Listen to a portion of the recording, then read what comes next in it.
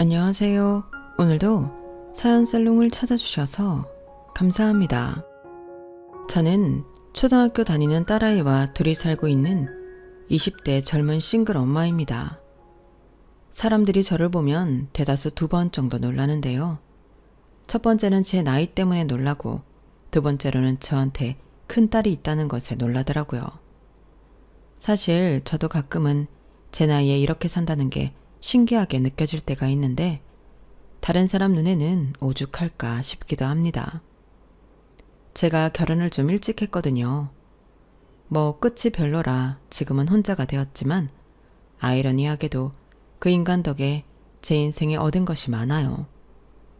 그래서 그런 제 이야기를 한 번쯤은 해보고 싶다는 마음이 늘 있었는데 이렇게 용기를 내어 사연을 써보게 되었어요. 사랑에 눈이 멀어 잘못된 선택을 하면 어떤 일이 벌어지는지 제 경험을 빗대어 말씀드리고 싶거든요. 이왕이면 사랑에 눈이 멀어 크고 작은 모험을 했지만 아주 행복합니다. 이런 아름다운 이야기를 전할 수 있었다면 좋았겠지만 저는 아니었어요. 첫사랑은 아니었어도 내 모든 걸 다 줘도 아깝지 않은 사람이라 생각하며 그 어린 나이에도 결혼이라는 큰 결심을 했는데 제 결혼은 이혼이라는 허무한 끝을 맺고야 말았죠. 그러면서 씁쓸하게도 사랑도 결국엔 다 변하고 만다는 걸 깨달았는데요. 물론 안 그런 부분도 많고 끝까지 아름다운 사랑도 존재하리라 믿지만 저는 애석하게도 그런 이야기의 주인공이 아니었어요. 사랑한다고 너 없으면 아무것도 못한다고 그렇게 결혼하자 졸라대던 남편은 걸핏하면 저를 가방끈이 짧다고 무시하고 자기 아랫사람 대하듯 변해버렸거든요. 게다가 시어머니도 참 별난 분이셔서 제가 고생을 많이 했는데요. 시어머니는 처음부터 저를 마음에 들어하지 않으셨어요. 그 이유는 제 학벌 때문이었는데 저도 대학 가고 싶었지만 못 간 거라 솔직히 들을 때마다 상처였죠. 거기에 시어머니는 저희 친정이 엄마가 혼자 계시고 동생들 학비 되느라 많이 어려웠는데 그 때문에 저희 친정이 자기들보다 못 산다고 생각하셨는데 그러니 그걸로도 저를 무시하려 하셨어요. 막말로 가정 형편은 양가가 비슷한 편이었는데 시어머니는 그걸 인정하지 않으셨죠. 너 니네 집에 용돈이나 생활비 같은 거 보내니? 너 벌써부터 친정에 돈 빼돌리고 그러면 안 된다. 이렇게 당신 멋대로 넘겨짚으며 막말을 하실 때도 많았는데 저는 그럴 때마다 억울했어요. 어머니, 저 그런 적도 없지만 친정에 용돈 드리면 돈 빼돌리는 거예요? 저도 똑같이 돈 벌잖아요. 그 이는 어머니한테 꼬박꼬박 용돈 드리는데 왜 저는 그러면 안 돼요? 뭐야? 너 지금 나한테 따지는 거냐? 나랑 네 엄마랑 같아? 여자는 시집 오면 친정이랑은 그 길로 끝인 거야. 뭐 나을 거 있는 친정이라고 그렇게 싸고 도니? 그럴 돈 있으면 나눠줘라. 어머님이 자꾸 넘겨짚으셔서 그런 거죠. 저 친정에 돈 보낸 적 없어요. 오히려 친정 엄마가 반찬도 보내주시고 이것저것 신경 써주시는데 어머니가 자꾸 저희 엄마를 오해하시니까 속상해서 드린 말이었어요. 아유, 효녀 낫네. 네 엄마는 좋겠다. 근데 이렇게 어른한테 따박따박 말대꾸 하는 건 못 배운 티 내는 거다. 가뜩이나 가방끈도 짧은 게 왜 그렇게 티를 내? 네? 제가 무슨... 저는 남편도 남편이지만 시어머니까지 제 학벌 가지고 막말하는 게 죽기보다 싫었어요. 사실 저희 집은 제 밑으로 남동생만 둘이 있는데 둘 다 똑똑하고 공부를 잘하거든요. 그런데 저희 집은 아빠가 안 계시고 엄마 혼자 생계를 책임지시다 보니 나이 차이도 비슷한 3남매를 대학 공부시키는 게 버거워 보였고 어릴 때부터 장녀라 꽤나 현실적이었던 저는 저까지 대학을 가는 건 현실적으로 불가능하다고 생각했어요. 그렇다고 차마 엄마가 자기 입으로 저더러 대학 포기하고 돈 좀 벌어오면 안 되겠냐 이런 말씀을 하신 것도 아니었는데 저는 다 알면서 모른 척할 수는 없겠더라고요. 이렇게 말씀드리면 저를 착한 딸이구나 이렇게 오해하실 수도 있는데 저는 그리 착한 딸은 아니랍니다. 왜냐하면 저는 대학을 포기하는 대신 시집을 빨리 가고 싶었거든요. 저라고 왜 대학에 가고 싶지 않았겠어요?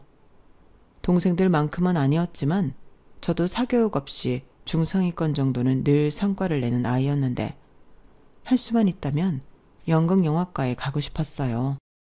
하지만 그런 현실은 저에겐 꿈이나 다름이 없었고 그렇다고 저는 이렇게 하고 싶은 것도 못하는데 제가 번 돈으로 동생 학비에 보태고 싶진 않더라고요. 그걸 엄마도 강요하지 않으셨는데 아마 그 속도 말이 아니었겠죠. 그때는 저도 어려서 엄마 마음을 전부 헤아릴 수는 없었는데요. 엄마는 많이 미안해 하셨던 것 같아요. 하지만 뾰족한 수가 없으니 저에게 대학에 가고 싶으면 가라는 말도 하지 못하셨겠죠. 그렇게 저는 제 나이 20살에 작은 사무실 사무직으로 취직했어요. 뭐 말이 사무직이지 그냥 전화 받고 문서 작업하는 격리 정도였는데 그 회사에서 남편을 만났죠. 다른 분들과는 나이 차이가 제법 많이 났는데 그나마 남편과는 두 자리가 아닌 한 자리 나이 차이라 곧잘 지냈어요. 그렇게 잘 지내다 보니 서로 마음이 통하게 되었고 저희는 1년 연애 끝에 결혼을 했는데요. 그러니 제가 얼마나 빨리 시집을 갔는지 아시겠죠. 참고로 남편은 저보다 9살이 많았습니다. 제가 아빠 없이 커서 그런가 남편의 다정하고 자상한 모습에 남편을 많이 좋아했거든요. 게다가 남편이 여러모로 저에게 신경을 많이 써줬는데 오죽하면 회사 사람들이 남편이 저를 좋아하는 걸 모르는 사람이 없을 정도였어요. 게다가 제가 좀 힘든 일을 붙잡고 있으면 자기는 퇴근해도 되는데 퇴근도 마다하고 제 옆에서 제가 하는 일을 도와주곤 했는데 그렇게 누군가에게 챙김을 받는다는 게 너무 좋더라고요. 집에 가면 제가 장녀라 챙김을 받기보다 챙겨야 하는 입장이었는데 남편 옆에서는 그러지 않아도 되니 그게 뭔가 대접받는 것 같고 좋았어요. 그러니 남편 옆에서는 온전히 저는 보호받는 존재나 다름이 없었는데 그래서 남편을 더 잘 따랐죠. 제 얄궂은 운명도 모르면서요. 저는 그렇게 21살의 어린 나이에 당시 30인 남편에게 코가 깨었어요. 남편은 자기 나이가 있다 보니 연애를 막 시작했을 때부터 결혼 타령을 했었는데 저는 그럴 수 없었죠. 이제 막 사회생활을 시작한 제가 벌어놓은 돈도 없었고 갑자기 유부녀가 된다고 생각하니 그땐 망설여지기도 했거든요. 하지만 연애 1년 정도면 초창기라고 볼 수 있었으니 여러분들도 다 아시겠지만 얼마나 서로에게 애틋했겠어요. 게다가 남편은 종종 저에게 이렇게 말했는데요. 너는 그냥 오빠한테 시집만 와. 그럼 내가 다 해준다니까. 무슨 걱정이야. 아무 걱정할 필요 없어. 내가 은경이 너 손에 물 한 방울 안 묻힐 거야. 이렇게 저를 꼬셨는데 모아놓은 돈이 별로 없다는 건 이미 남편도 다 알고 있었어요. 그에 반면 남편은 전세이긴 했어도 아파트에서 혼자 살고 있었고 아주 많다고는 할 수 없지만 어느 정도 모은 돈도 있다고 했는데요. 남편의 말은 꼭 너는 돈 필요 없으니 몸만 와도 된다는 듯 달콤하게 들렸죠. 거기에 종종 남편의 집에서 데이트를 하던 저희라 그냥 이렇게 사는 것도 나쁘지 않을 것 같았는데요. 그래서 엄마에게 결혼하고 싶은 사람이 있다고 말씀드렸어요. 당연히 저희 엄마는 안 된다고 하셨죠. 네 나이가 몇인데 무슨 결혼이야? 안 돼. 그리고 지금 만나는 사람 나이도 너무 많지 않니? 엄마는 네가 좀 다른 사람들도 만나보고 천천히 시집갔으면 좋겠어 라고 하셨는데 엄마는 순수하게 저를 걱정해 하신 말인데도 저는 그때 그 소리가 순수하게 들리지 않더라고요. 마치 제 귀엔 이렇게 벌써 시집을 가버리면 나 혼자 네 동생들을 어떻게 가르치냐? 조금 더 희생하다 시집가라 이렇게 들렸는데요. 그런 생각을 하니 하루라도 더 빨리 그 집에서 나와 남편과 살고 싶었어요. 1년을 만나든 10년을 만나든 저는 남편이랑 결혼할 것 같았거든요. 그런데 시어머니는 거꾸로 제가 너무 어리고 학벌이 차이가 난다며 반대하셨는데 당시 동네에서 피아노를 가르치는 남편과 비슷한 또래의 여자를 며느리감으로 생각하고 계셨기 때문이었어요. 여자는 자고로 저기 피아노 원장처럼 고상하고 기품이 있어야지. 음대 나왔잖아. 얼마나 멋지니? 이렇게 말하며 남편에게 저랑 헤어지라고 하셨는데 남편은 질색을 했다 했죠. 그 여자가 애는 없어도 돌싱이었거든요. 게다가 나이 차이도 비슷했으니 이왕이면 어린 제가 더 좋았을 텐데 남편은 저 아니면 장가 안 간다고 버티기에 들어갔어요. 급기야 성인인데 부모 허락 없이도 결혼할 수 있다며 강짜를 부렸고 결국엔 그냥 하고 싶다는데 지 좋아하는 애랑 하라고 해. 나라도 젊은 애랑 하고 싶지. 라는 시아버님의 말에 저희는 결혼을 할 수 있게 되었죠. 그때 시어머니의 고집으로 결혼 자체는 연가 반반씩 해서 하는 걸로 했는데 남편이 축의금을 계산하는 걸 보시고는 방방 뛰었어요. 반반 결혼인데 왜 네가 다 내는 게야? 걔가 그러라고 하디? 아님 네 장모가 그러라고 해? 이렇게 눈에 쌍심지를 켜며 말했는데 그때 남편이 신경질적으로 말하더라고요. 장모님이 들어온 축의금 전부 주셨죠. 그리고 남은 건 가지라고까지 했는데 엄마 좀 그만해. 여기 보는 눈이 얼마나 많은데 사람 창피하게 그래? 라고 쏘아붙이듯 했는데요. 그제야 시어머니는 헛기침만 몇 번 하고는 입을 꾹 다무셨죠. 왜냐하면 남편 쪽 축의금은 시어머니가 몽땅 챙기셨거든요. 그런데 저희 집에서 축의금을 다 내놓았다고 하니 행여 자기도 축의금을 내놔야 할까봐 급히 자리를 피하는 눈치였는데 문제는 그 모습을 저를 비롯한 저희 친정 및 친척들이 다 보고 말았다는 거였죠. 지금 생각해보면 저희 엄마에게 너무 죄송하기만 해요. 가뜩이나 시집 보내고 싶지 않은 어린 딸인데 시어머니가 저런 사람이니 그 마음이 오죽했겠어요. 게다가 시어머니의 막무가내 괴롭힘은 그때부터 본격적인 시작이었는데요. 진짜 지금 생각해도 너무 열이 받을 정도예요. 전화를 하면 왜 전화했냐고 쌀쌀맞게 구시고 전화를 안 하면 왜 전화 안 하냐고 저를 가정교육도 못 받은 사람으로 만드시는데 그뿐만이 아니었죠. 뭔가 좋은 걸 신에게 보내드리면 너는 돈이 썩어나냐? 이딴 데 돈을 왜 써? 내가 도대체 어디서부터 너를 가르쳐야 하는 거니? 벌써부터 손만 커서는 살림을 어떻게 하려고? 라고 핀잔을 주셨고 제가 혼나기 싫어 아무것도 안 보내고 심지어 시댁에 갈 때도 빈손으로 가면 어떻게 빈손으로 오냐고 저를 또 구박하셨어요. 그러니 그쯤 되면 그냥 저는 무얼해도 시어머니에게 혼나는 사람이었는데요. 남편이 한 번은 제가 자기 엄마한테 당하는 걸 못 보겠는지 이렇게 말해 주었어요. 그냥 내가 알아서 할 테니까 자기는 빠져 있어.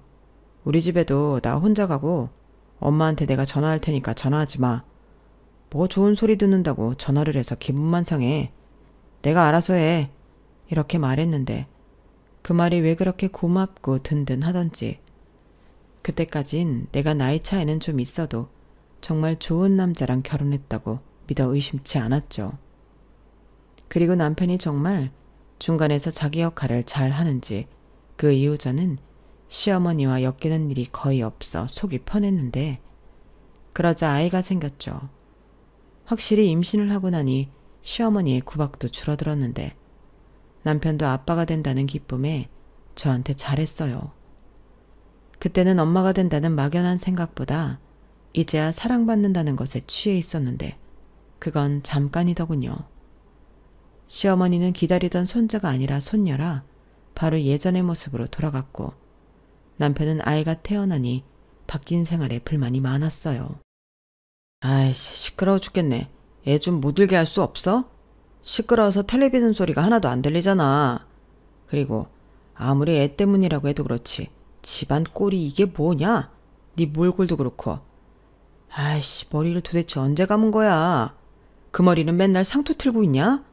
네가 무슨 조선시대 여자야? 이렇게 다른 사람이 되었는데요. 저도 매일 우울했어요. 매일 독방 육아에 시달리며 껐다온 나이에 이게 뭔가. 저도 제 처지가 불쌍하게만 느껴졌는데 아이를 임신하는 탓에 회사도 못 다니게 되어 그 상실감은 더 컸어요. 그러니 그때는 딸아이가 제 행복을 모두 뺏어갔다고 못난 생각도 했었는데요. 저도 참 나쁜 엄마였죠. 그때는 애도 어린데 저도 많이 어렸어요. 한마디로 엄마가 될 준비도 안 된 20대 극초반 여성이 엄마가 된 건데 처음 애를 낳고 모든 것이 서툴렀던 저는 돌이 되기까지 애도 울고 저도 울고 정말 가관도 아니었죠. 그러면서 남편과는 점점 더 소원해지기 시작했는데 제 우울증은 날로 심해졌어요. 하지만 그런 저를 눈여겨보는 가족은 단 한 사람도 없었는데 그냥 저만 유별나서 그런다며 못마땅한 눈으로 봤죠. 그들 눈에는 제가 일도 안 하고 애랑 집에서 편하게 놀고 먹는 사람으로 보였으니까요.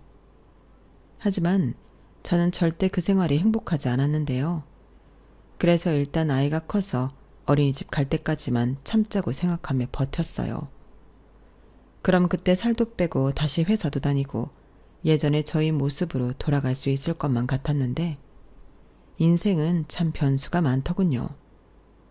남편이 갑자기 잘 다니던 회사를 때려치우고 장사를 하겠다고 상의가 아닌 통보를 했거든요. 무슨 퓨전 떡볶이집을 하겠다고 하는데 포장이랑 배달 전용으로 하면 초기 비용도 많이 들지 않고 전망이 아주 밝다며 저더러 같이 하자고 하더라고요. 아니, 평소에 음식을 하던 사람이라면 이해라도 할 수 있는데 너무 어이가 없었죠.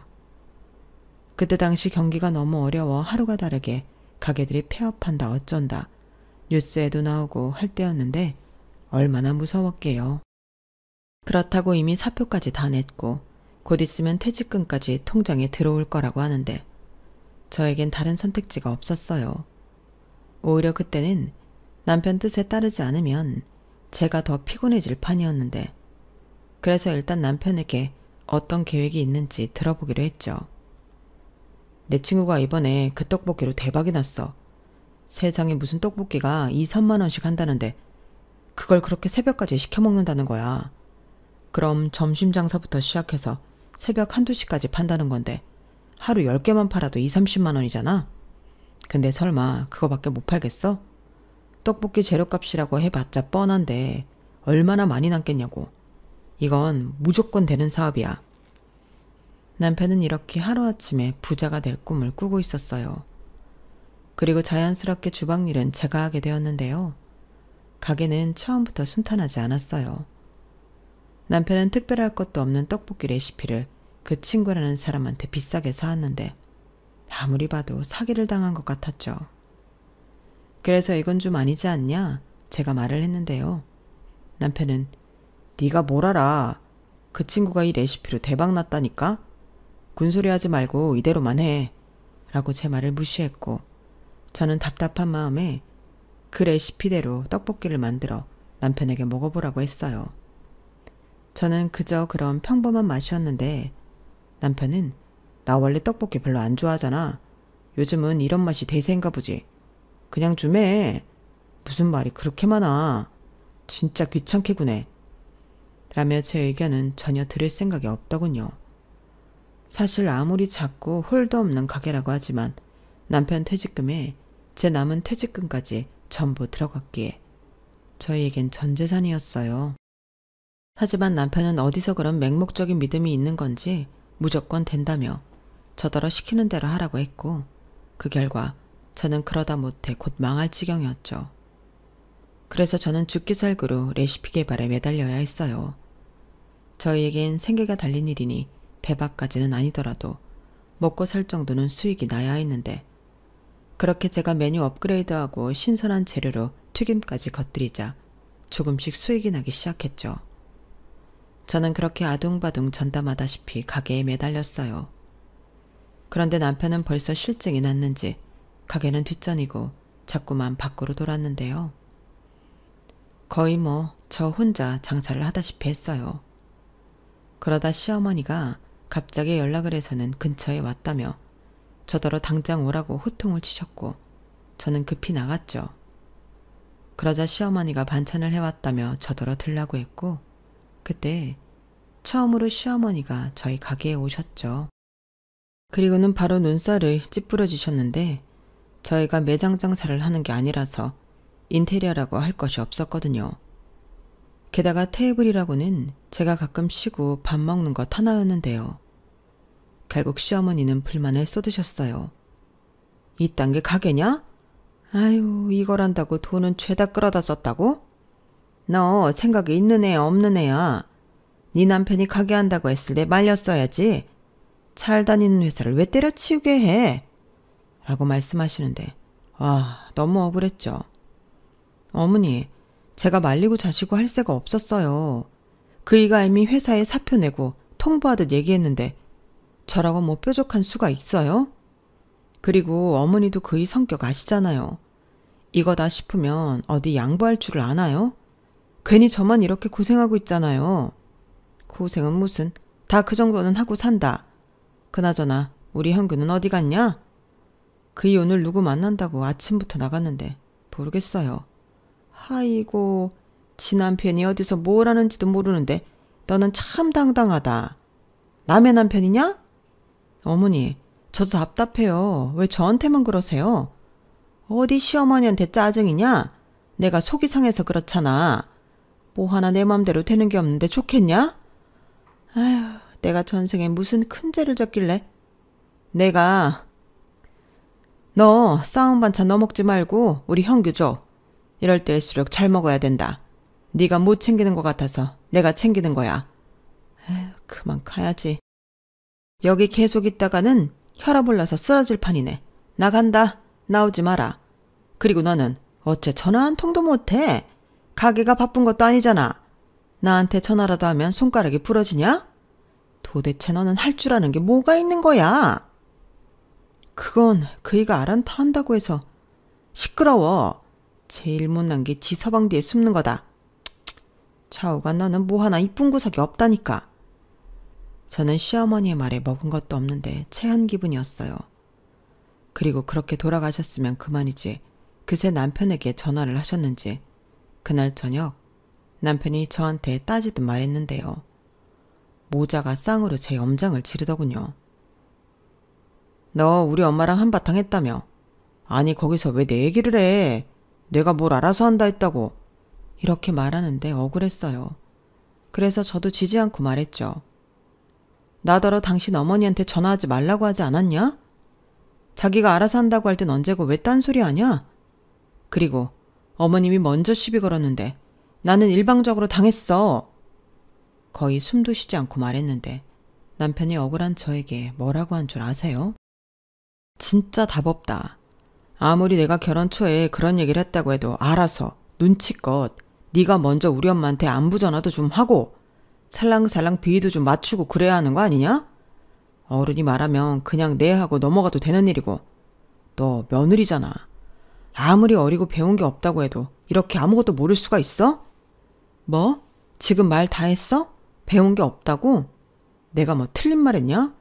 나도 그렇고 우리 엄마도 그렇고 어떻게 하나하나 다 가르쳐주냔 말이야. 웃기고 있어. 그러는 자기나 가게 똑바로 해. 가게 하자고 일방적으로 벌려놓고 왜 나 몰라라 해? 지금 자기 때문에 나만 죽어나잖아. 아침에 아윤이 등원시키고 나 혼자 가게 일 다 하고 또 중간에 아윤이 데려오고 가게 일하고 다 늦게 자는 아윤이 데리고 집에 오고 이게 뭐냐고. 아이씨 몰라. 가게가 이렇게 안 될 줄 누가 알았어? 이게 다 너 때문이야. 네가 장사 초반부터 부정타게 이러쿵저러쿵 입방둥 떨어서 안 되는 거라고. 안 그래도 그냥 접을까 해. 더 해봤자 희망도 안 보이고 보증금이라도 회수해야지. 나는 이제 다시 취직할 것 알아볼 거니까 너도 알아봐. 학력이 딸려서 어디 취직 자리가 있을까 싶긴 한데 식당 일이든 청소 일이든 하다못해 파출부 같은 일도 있으니까 너도 나가서 돈 벌라고. 진짜 말 더럽게 한다. 내가 학력이 딸려서 취직이 안 된다고? 웃기지 말라고 해. 그리고 나는 지금 가게에서 돈 벌고 있어. 자기나 손 떼고 밖으로 도니까 그렇지 지금이라도 가게에 매달려 보자니까. 지금까지 버틴 게 아깝잖아. 지금 단골도 생기고 있고 내가 개발한 메뉴 반응도 좋은데 왜 마음대로 잡자고 해. 반응이 좋기는 그렇다고 그게 무슨 대박을 치고 그래? 됐어. 이제 장사는 신물나고 떡볶이 냄새만 맡아도 구역질나. 됐으니까 너도 손 떼. 막말로 내 가게잖아. 내 돈도 들어갔잖아. 왜 자꾸 내 의견은 무시해? 네 돈이라고 해봤자 뭐 얼마나 들어갔는데. 아주 지금은 지가 사장인 줄 아네. 그때 저는 속으로 내가 천벌을 받고 있나 그런 생각을 했어요. 친정에 희생하고 싶지 않아 사랑 타령하면서 홀랑 시집을 갔더니 이렇게 벌을 받는구나. 모든 일이 야속하게 느껴졌어요. 그리고 결혼 후 달라진 남편을 보면서 저는 눈물이 많아졌는데요. 앞으로 어떻게 살아야 하나 삶이 막막했어요. 아직 20대인데 이런 고생을 하며 산다는 게 답답하고 억울했죠. 그래도 누가 시킨 것도 아니고 제가 선택한 것들이니 저는 어디에 대 말도 하지 못했는데요. 심지어 친정에도 말을 하지 못했어요. 하지만 친정엄마는 제 목소리만 들어도 제 기분을 훤히 아는 듯 너 무슨 일 있지? 왜 그래? 괜찮으니까 엄마한테 말해봐 라고 물으셨고 저는 속상한 마음에 남편 이야기야 가게 이야기를 쏟아냈어요. 뭐? 지가 먼저 하자고 해놓고 이 서방은 왜 그런다니? 사람이 왜 그렇게 무책임해? 그러니까 무조건 잘 된다고 설칠 때부터 불안하긴 했지. 근데 장사가 아주 안 되는 건 아니거든. 물론 그의 성에는 차지 않겠지만 나는 아까워. 이젠 일부러 포장하러 오는 사람도 있는데 내가 이만큼 자리 잡으려고 얼마나 노력했는데 이제 와서 자기 지분이 많다고 나더러 자기 말 들으래. 그러면서 오늘 내일 중으로 건물 주인한테도 얘기한다고 했는데 엄마 나 진짜 벌 받나 봐.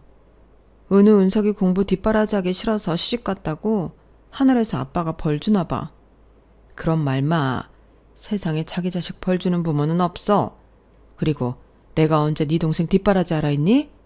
에휴, 안 되겠다. 그럼 이 서방이 돈이 얼마나 들어간 거야? 왜? 엄마가 그 돈 해줄게. 너 그냥 계속 장사해. 엄마가 그럴 돈이 어딨어. 나 몰래 무슨 로또라도 맞았어? 그럼 더 좋게? 그런 게 아니고 갯돈 받은 것도 좀 있고 네 이모들한테 부탁 좀 해보려고. 에이 그러지 마. 왜 나 때문에 엄마가 이모들한테 아쉬운 소리래. 난 그렇게까지 하는 건 싫어. 엄마가 해주고 싶어서 그래. 엄마가 뭐 너한테 해준 게 있니? 너도 대학 가고 싶었을 텐데 엄마가 가슴에 박힌 게 많아. 엄마 딸로 태어나서 고생만 하다 그렇게 빨리 시집가고 그럼 잘 살기라도 하지. 엄마가 속이 상해서 그래. 그래서 그 돈 해주고 싶은 거니까 너는 금액이나 얘기해. 엄마가 죽는 한이 있어도 그 돈 만들어서 이 서방 찍소리 못하게 할 테니까. 엄마는 제가 당하고 사는 게 많이 속상하신 듯 하셨어요. 그러더니 제가 말한 금액을 정말로 만들어 제 통장에 넣어주셨는데 엄마가 나서서 남편에게 확실히 정리를 하자고 하셨죠. 이제 가게에 자네 지분은 없는 거야? 계약서도 다시 썼고 남편은 부부 사이에 그렇게 뭐가 있냐고 툴툴거렸지만 저희 엄마는 돈도 받아가는 마당에 확실한 게 좋지 않냐고 단호하게 말씀하셨어요. 그러자 남편도 별말을 하지 못했는데 자기는 자기 몫에 돈 챙겼으니 됐다는 듯 저희 엄마가 하자는 대로 하더군요.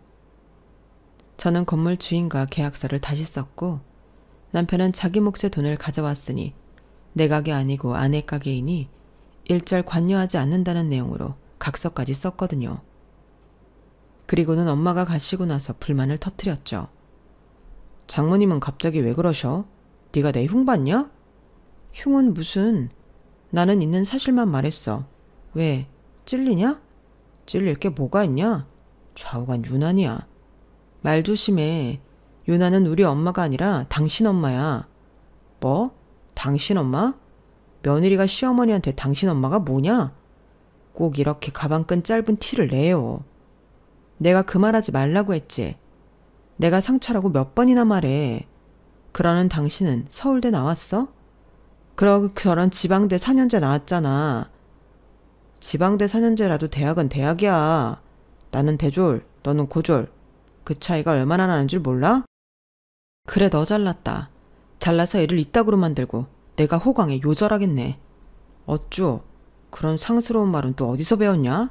진짜 가지가지 한다. 저희 부부는 그쯤부터는 거의 남보다 못한 사이였어요.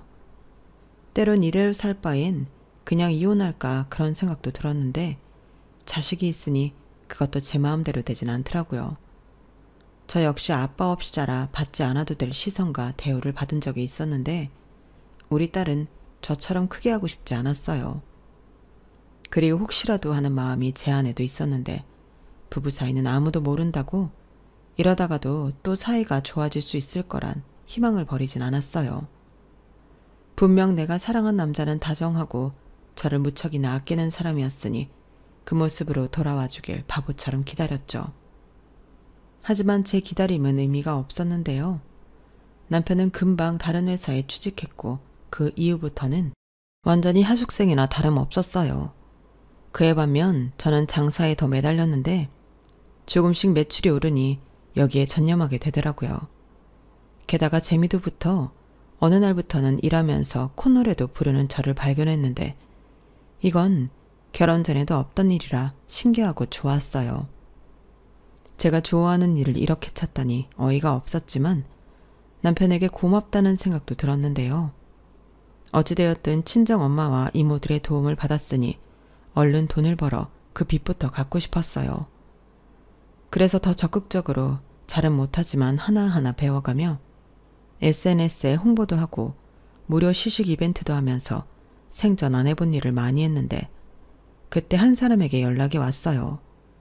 자기가 SNS에서 인기가 좀 있는 사람인데 저희 떡볶이를 밀키트로 만들어 공구를 하고 싶다고 하더라고요. 저는 이게 또 무슨 말인가 싶어 얼떨떨했는데 직감적으로 해볼 만한 기회라는 건 알 수 있었어요. 그래서 많이는 아니지만 한정적으로 밀키트를 만들었고 그 개발에 있어 저는 더욱 바빠져야 했는데 하나하나 그냥 되는 일은 없더군요.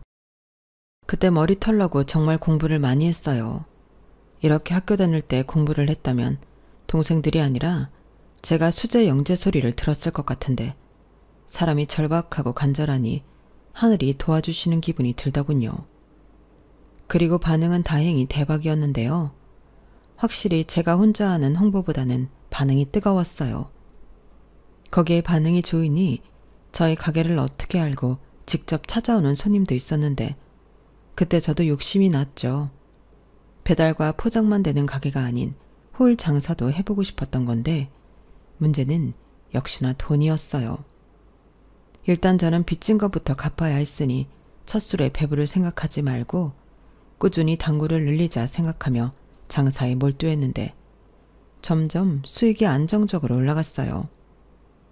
처음 SNS 공구로 대박을 쳤던 매출은 확실히 일시적이더라고요. 그렇다고 밀키트를 계속하기엔 나름의 어려움도 많았는데 음식이다 보니 사소한 문제들도 예민하게 반응해야 하는 게 힘들었죠. 그래서 저는 좋은 경험이었다 생각하고 그 이후에 공구나 밀키트는 하지 않기로 했는데요. 대신 저희 가게에 직접 제 떡볶이를 사가는 고객에게는 서비스도 주고 친절하게 응대했어요. 게다가 저도 애를 키우는 엄마이다 보니 재료의 신선도나 가게 위생에 예민할 수밖에 없었는데요. 그 부분도 어필하려 노력을 많이 했죠. 보통 떡볶이라고 하면 건강한 음식이라고 생각하지 않는 사람들이 많아서 저는 건강한 떡볶이를 만들어 보고 싶었어요. 그래서 현재까지도 다이어트용 떡볶이, 아이들도 먹을 수 있는 떡볶이 등등 컨셉도 다양해졌는데 이런 제 노력이 통했는지 저는 남부럽지 않게 수익을 올리는 사장이 되어 있었어요. 친정엄마와 이모들한테 진 빚은 진작에 갚았고 감사의 뜻으로 이자까지 두둑하게 챙겨드렸는데 엄마와 이모들이 무척 좋아했죠. 저 역시 뿌듯함이 이루 말할 수 없었는데 시어머니도 군뱅이도 구르는 재주가 있다며 칭찬인 듯 구박인 듯한 말씀을 하셨죠. 그리하여 저는 돈도 제법 벌고 어찌 보면 남편보다 집에 기여하는 부분이 더 많았는데 저 혼자는 벅차서 직원도 뽑고 정신없이 지냈어요. 게다가 저는 어린 딸도 있었으니 하루가 어떻게 지나가는 줄 모르고 살았는데 매일 장사를 끝내고 매출 계산기에 두드리는 낙으로 살았던 것 같네요. 그러다 아니나 다를까 탈이 나고 말았어요. 그날은 정말 꼼짝도 못할 정도로 심한 몸살이 났는데 도무지 일을 할 수 없겠다는 생각이 들더라고요. 그래서 그날은 죄송하다, 임시 휴업이다 안내하고 하루를 쉬게 되었는데 얼마 만에 쉬는 건지 잠도 늘어지게 자고 모처럼 쉬는 것처럼 쉬었더랬죠. 남편은 출근했고 딸애는 어린이집에 등원을 했기에 집이 고요하고 평온했어요. 그런데 저는 또 주부라 가만히 있는 건 또 못할 노릇이라 그동안 바빠서 못한 집안일을 하기 시작했는데 그러다 옷장에서 오래된 옷들을 정리하다 서류 하나를 발견했어요. 남편 앞으로 온 등기 서류였는데 발신처가 법원이라 깜짝 놀랐죠. 그리고 옷장에서 나온 걸로 봐서 남편이 숨겨놓은 것 같았는데 순간 나 모르게 어디서 사고라도 쳤나? 심장이 벌렁벌렁 거렸어요. 그리고 서류를 꺼내 읽어보니 나 참 기가 막혀서 남편이 상간나무도 위자료 청구 소송을 당한 거 있죠. 그러니까 이 말은 내 남편이 바람이 났다는 건데 상대 여자 남편이 알고 저희 남편에게 소송을 한 거였어요. 저는 그런 줄도 모르고 남편이 그나마도 회사는 잘 다닌다고 안심했는데 사람이 어이가 없으니 웃음만 나오더군요. 그래서 저는 그 법원 서류를 사진으로 잘 찍어 놓았어요. 그렇게 저는 무슨 탐정이라도 된 듯 남편의 핸드폰을 뒤졌는데요. 참 많은 것들이 나오더군요. 그리고 알게 된 사실로는 이 인간이 직장 상사랑 눈이 맞았더라고요. 자기보다 나이 많은 여자 싫다고 하더니 그것도 아니었나 봅니다. 심지어 애도 있는 유부녀였는데 그 애랑 간도 크게 놀이동산도 다녀온 모양이었어요. 그 사진을 보는데 오장육부가 뒤틀리는 기분이 들었고 저희 딸만 불쌍해서 눈물만 나오더라고요. 그리고 남편에게 상간남 소송을 건 상대 남자와도 주고받은 톡이 있었는데 어이가 없더군요. 그 상대 남자도 어지간히 지독한 인간인 것 같더라고요. 그 남자는 남편한테 소장 보냈으니 확인하라고 문자를 보냈어요. 그러면서 자기는 합의할 생각 없으니 할 말 있으면 법으로 하라고 했는데 남편은 찌질하게 거기에 대고 빌고 있더라고요. 오해라며 자기가 합의금을 더 줄 테니 소송만은 제발 취하해달라고 사정하고 있었는데 저한테는 그렇게 잘난 척을 하며 으스대더니 밖에 나가서는 저러고 있었구나. 어이가 없었죠. 그리고 이런 인간과 사는 제 자신이 너무 싫었는데요. 심지어 상대 남자는 저한테 알리고 회사에도 알리겠다며 협박까지 하더군요.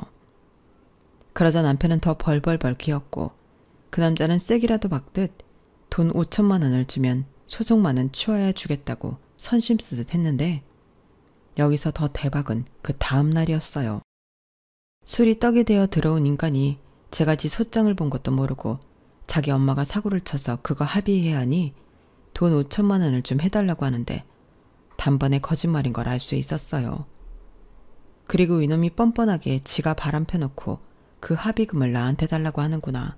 정말 어이가 없었는데 내가 기부를 했으면 했지 이 인간에게 그 돈을 줄 생각이 없었죠.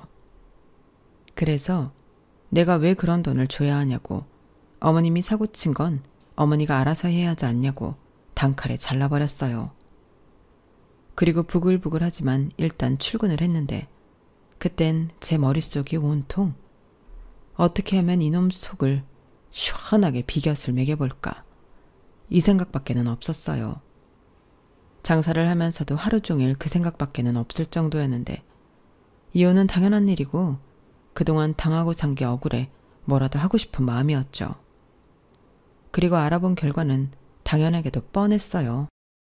그런데 그런 줄도 모르고 이 인간이 급하긴 했는지 그날은 출근도 하지 않고 시어머니와 같이 가게에 나타났는데요. 아니 나이가 몇인데 저런 행동을 하는지 한심하게 짝이 없었어요. 자기 엄마 달고 오면 제가 돈을 줄 거라고 생각했을까요? 그런데 시어머니는 자기 아들이 바람이 나서 합의금이 필요한 걸 아는지 모르는 건지 저를 보자마자 윽박부터 지르고 시작하셨는데 저도 예전에 제가 아니었어요. 너 내가 들어보니까 여기 네 가게라고 여기서 번 돈은 전부 네가 딱 움켜쥐고 우리 아들한테는 10원도 안 준다며 너 진짜 뻔뻔하다. 이 가게가 왜 네 가게야? 이 가게 우리 아들이 시작한 가게잖아. 너는 어떻게 된 애가 그렇게 염치도 없니? 정말 낯짝도 두껍다. 우리 아들이 이 가게 시작 안 했어 봐. 네가 지금 그 돈을 어떻게 벌어? 네? 그게 무슨 말씀이세요? 이 가게 제 가게 맞아요. 계약서도 다시 쓰고 이 사람이 초기에 부담한 돈도 다 돌려줬는데 이 가게가 제 가게 아니면 누구 가게예요? 그리고 당신은 왜 말을 못해? 어머니 대동하고 나타나서 지금 뭐 하자는 건데? 야, 너 지금 내 아들 잡냐? 이게 어디서 감히? 시어머니는 제가 남편한테 따지자 도끼 눈을 뜨고 저에게 뭐라고 하셨어요. 그러자 남편은 평소 같으면 쉰 소리도 골백번을 더 했을 텐데 입을 딱 닫고 아무 말하지 못했는데 제가 쳐다보니 제 눈을 피하더라고요. 그 모습을 보는데 더 열이 받았고 저는 저한테 뭐라고 하는 시어머니를 무시한 채 남편에게 따지듯 말했는데요. 한번 화를 내기 시작하니 저도 멈출 수가 없었죠. 자기, 왜 내 눈 피해? 떳떳하면 어디 말해봐. 나이가 몇 살인데 엄마 뒤에 숨어서 지금 뭐하니? 무슨... 나는 진작에 얘기 다 했잖아. 그래? 어머니 무슨 사고 치셨어요? 무슨 사고를 치셨길래 돈이 5천만 원이나 필요하신 건데요? 뭐? 내가 무슨... 엄마, 내가 말했잖아. 아, 그거? 그래, 나 사기당했다. 나도 억울한 일이지만 어쩌겠니? 그 돈 없으면 집도 날리고 이 나이에 이혼까지 당하게 생겼어. 그러니까 네가 그 돈 좀 해줘라. 너 나 그 돈 안 주면 나는 하는 수 없이 네 집에 들어가 살아야 해. 너 나랑 같이 살 수 있어? 못하지. 그러니까 그냥 돈이나 내놔. 웃기네요. 무슨 돈 달라는 사람이 이렇게 뻔뻔해요? 그리고 제가 왜 그 돈을 해줘야 하는 건데요? 너 진짜? 아니 얘가 왜 이렇게 뻔뻔하니? 너 이 가게 애초에 주인이 누구냐고. 우리 형규잖아. 우리 형규가 이 가게 잘 될 거라고 내다보고 차린 건데 네가 중간에서 홀랑 가로챘잖아. 너는 그 덕을 보고 있는 거라고. 그런데 돈을 못 준다고? 이게 진짜 어디서 배워먹은 버릇이야? 그래요? 어머니 아들이 뭐라고 했는지는 모르겠는데 저는 절대 그 돈 못 드려요. 그리고 이 가게 주인이 누구긴요? 저예요. 이 건물 주인한테 물어보세요. 누가 가게를 얻었고 월세 내고 있는지. 그리고 저 이 가게 인수받을 때 이 사람 초기 투자금도 전부 돌려주면서 받은 각서도 있거든요. 제대로 알고 얘기를 하셔야죠. 사실 어머니도 다 아시잖아요.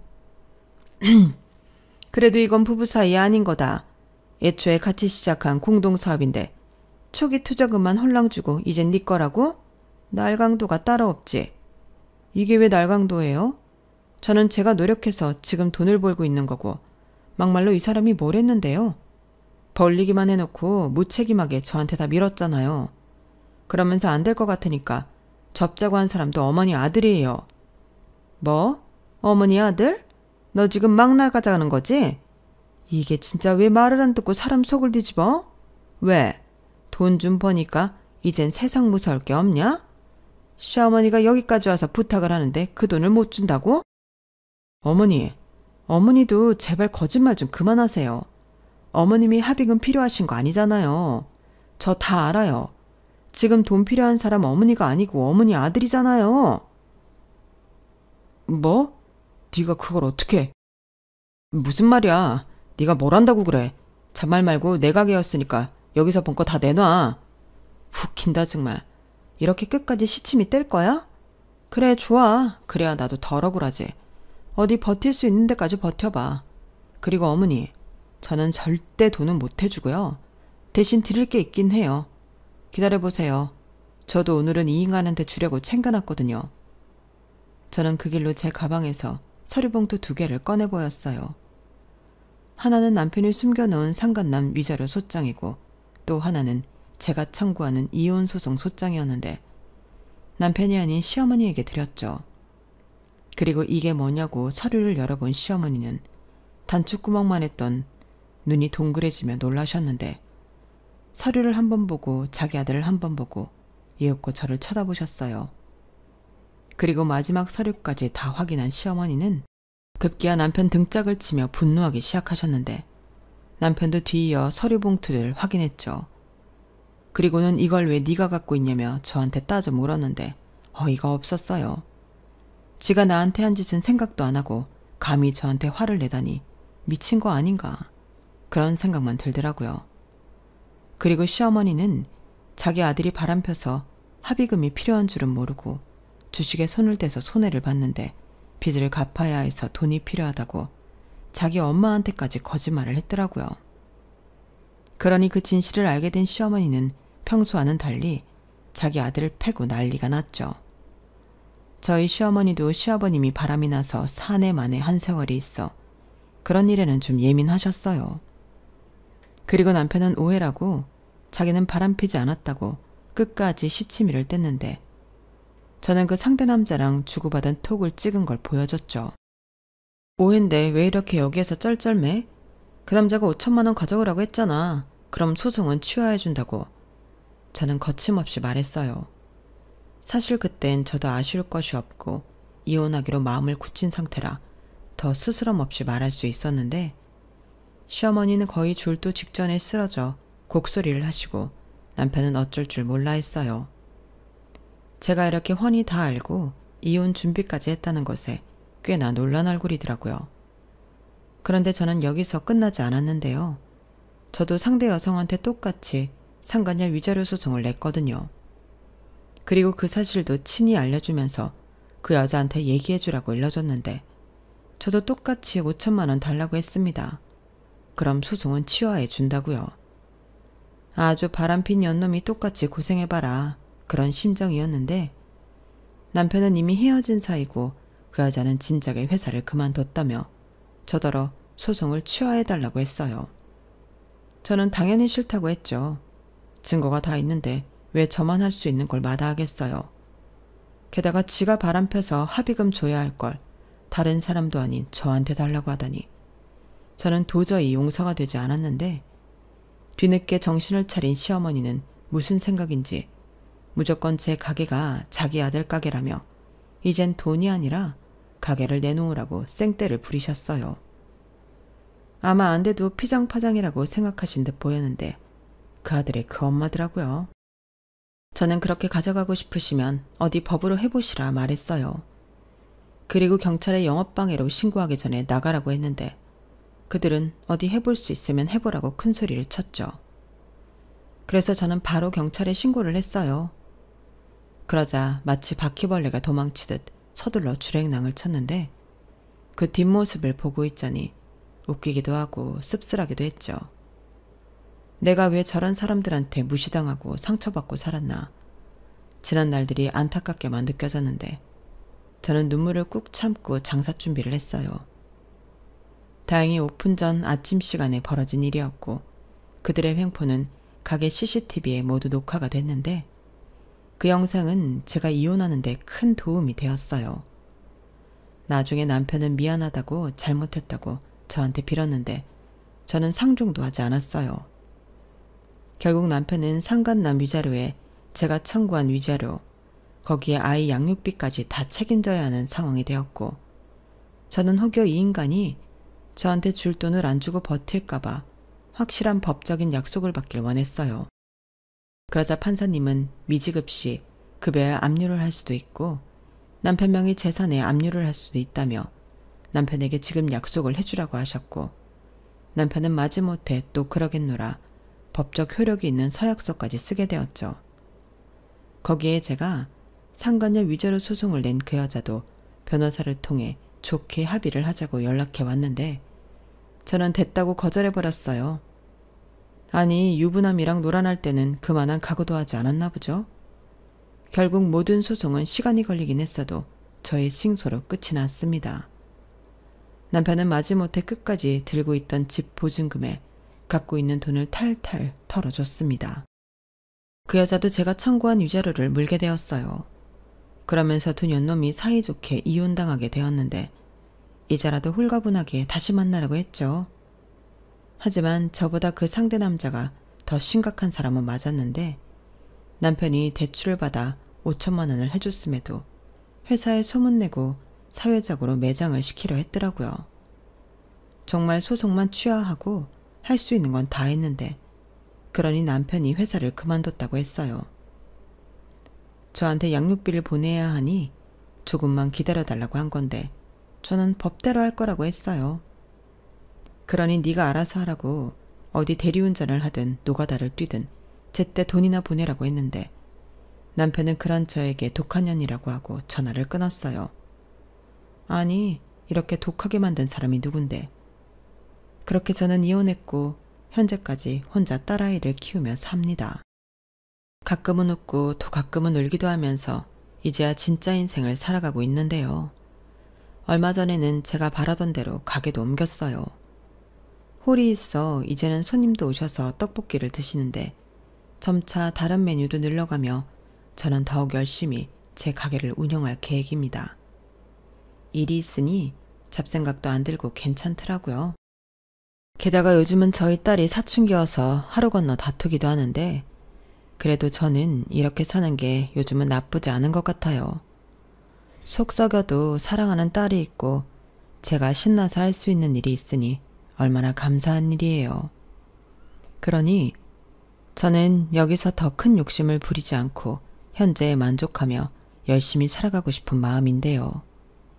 이혼한 후로는 엄마가 많이 도와주고 계세요.